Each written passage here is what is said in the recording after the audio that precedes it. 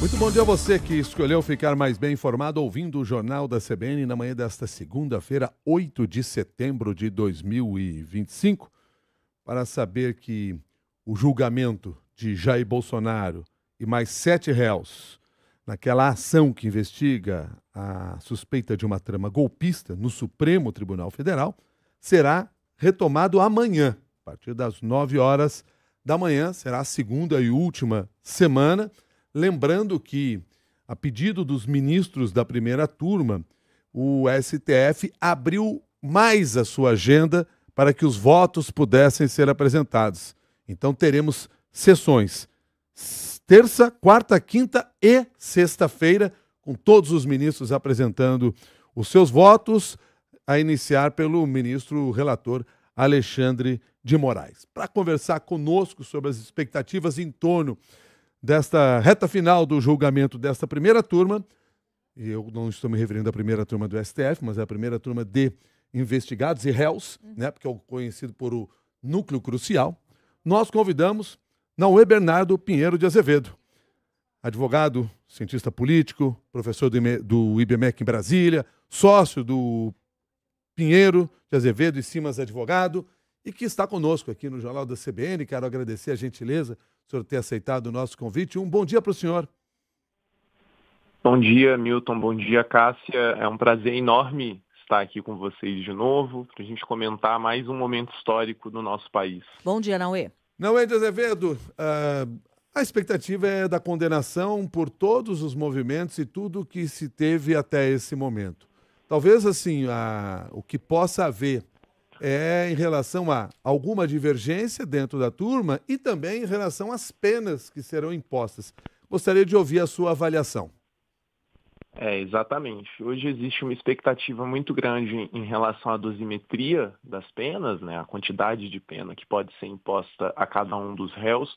Existe a necessidade de um confronto com as teses que foram levantadas de que determinados crimes que, porventura, o tribunal possa entender que os réus praticaram não podem ter suas penas somadas, eles devem ter suas penas absorvidas, porque um seria mais grave que o outro, enfim, e isso traria a aplicação ou do princípio da consunção, ou porque eles representam o mesmo caminho, ou porque um é mais grave que o outro, enfim, existem diversas teses nesse sentido. Então, os ministros precisariam se debruçar sobre isso, e há também uma expectativa em relação a uma potencial absolvição de pelo menos uma das pessoas envolvidas nesse chamado núcleo crucial. E qual seria essa pessoa, Naue? Existe uma expectativa a respeito do general Augusto Heleno e também do general Paulo Sérgio. Agora, é claro, né, nada é certo, nós não conseguimos antecipar aquilo que passa pela cabeça dos ministros e da ministra na turma, mas é claro que há avaliações nesse sentido a partir das estratégias que foram empregadas pelas respectivas defesas. E, Naue, em relação à dosimetria, o que você enxerga até a partir do que já se falou até aqui nesse processo?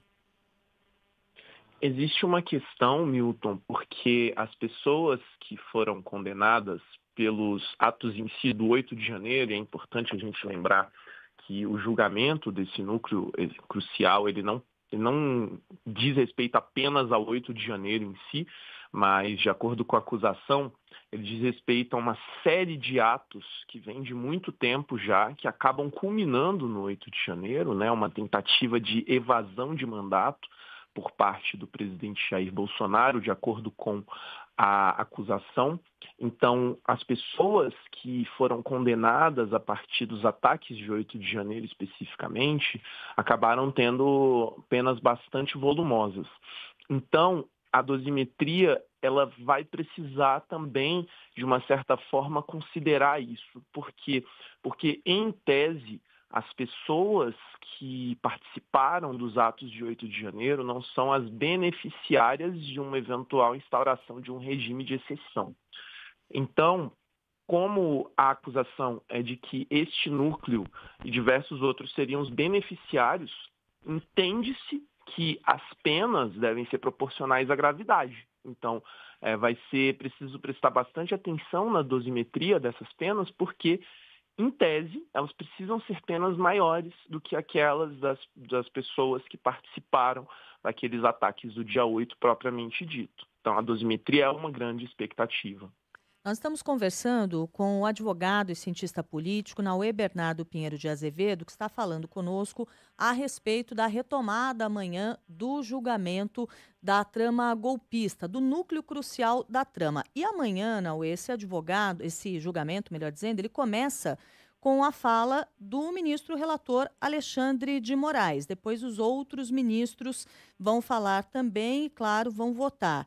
Agora, diferentemente do que aconteceu na primeira semana, em que a gente teve as falas dos advogados de defesa e que havia um tempo previsto, né, para que eles fizessem ali as sustentações orais, desta vez não tem um tempo determinado para as falas dos ministros. Qual que é a sua expectativa em relação à manifestação dos magistrados? O fato de ter sido requerido um dia a mais de julgamento já demonstra que nós temos uma expectativa de votos longos. Pelo menos o voto do relator deve ser longo, por diversas razões, Cássia. A primeira delas é que nós estamos diante de um julgamento histórico. Você tem diversas ineditudes nesse julgamento, como, por exemplo, generais efetivamente no banco dos réus, um ex-presidente sendo julgado por uma turma do Supremo Tribunal Federal e, claro, uma acusação de golpe de Estado, que é algo que é muito grave. Então, os argumentos a serem aduzidos a partir do voto do relator, eles precisarão ser muito bem fundamentados. E será necessário enfrentar também as teses levantadas pelas defesas. Considerando tudo isso e o número de réus, é esperado que o voto do relator seja bastante longo. Ao mesmo tempo, entendo que os ministros e a ministra também vão querer fixar suas posições, inclusive com a possibilidade de uma divergência ou outra em algum ponto específico, né? Se espera isso, especialmente pela quantidade de acenos que foi feita pelos advogados ao ministro Luiz Fux. Então, será interessante observar. De toda forma, a argumentação a ser empregada nesse caso é uma argumentação que precisa ser densa, pela sensibilidade do julgamento e também pela publicidade que o próprio julgamento tem. Então, é esperado que os votos sejam longos, principalmente o voto do ministro relator.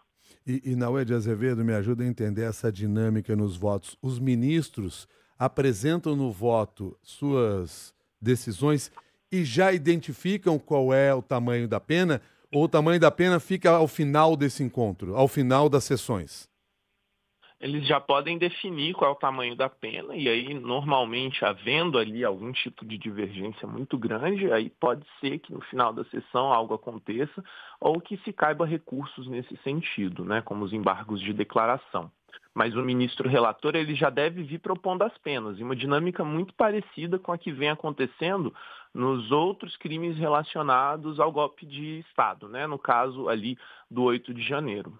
Perfeito. Nauê Bernardo Pinheiro de Azevedo, muito obrigado pela sua gentileza de conversar conosco aqui no Jornal da CBN. Um bom dia. Muito obrigado, um bom dia. E, bom, de tédio a gente não morre, né, Milton e Cássio? Então vamos observar as cenas dos próximos capítulos. É isso. Muito obrigado, Nauê de Azevedo, advogado, cientista político, professor do IBMEC Brasília e sócio do escritório Pinheiro de Azevedo e Simas Advocacia.